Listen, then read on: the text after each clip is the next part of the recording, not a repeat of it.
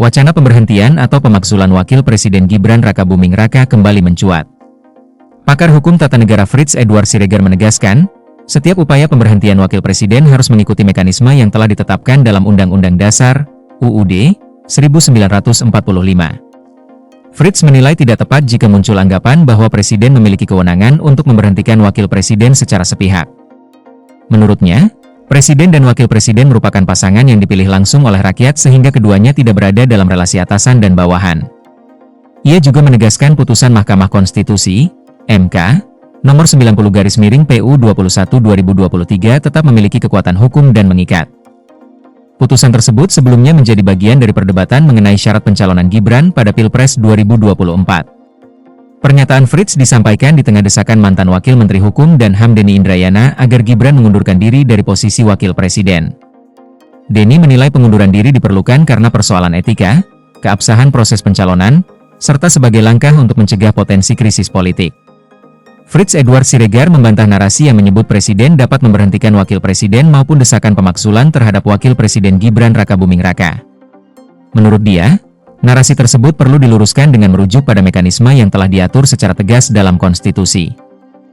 Lebih lanjut Frits menjelaskan, berdasarkan pasal 8 UUD 1945, Presiden tidak memiliki kewenangan konstitusional untuk memecat Wakil Presiden. Presiden dan Wakil Presiden dipilih secara bersamaan oleh rakyat sehingga hubungan keduanya bukan hubungan atasan dan bawahan yang memungkinkan Presiden memberhentikan Wakil Presiden secara sepihak. Presiden tidak berada dalam rangkaian kewenangan untuk memberhentikan Wakil Presiden. Keduanya dipilih bersama oleh rakyat, sehingga Presiden tidak memiliki wewenang konstitusional untuk memecat wakilnya, ujar Frits, dikutip pada Rabu. Pada 12 Agustus 2026.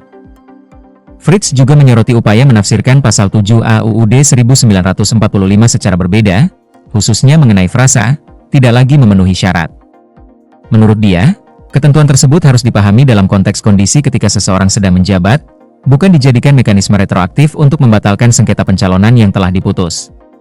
Ia menambahkan, tuduhan mengenai pelanggaran pencalonan juga telah melalui proses hukum dalam sengketa perselisihan hasil pemilihan umum, PHPU, Presiden 2024.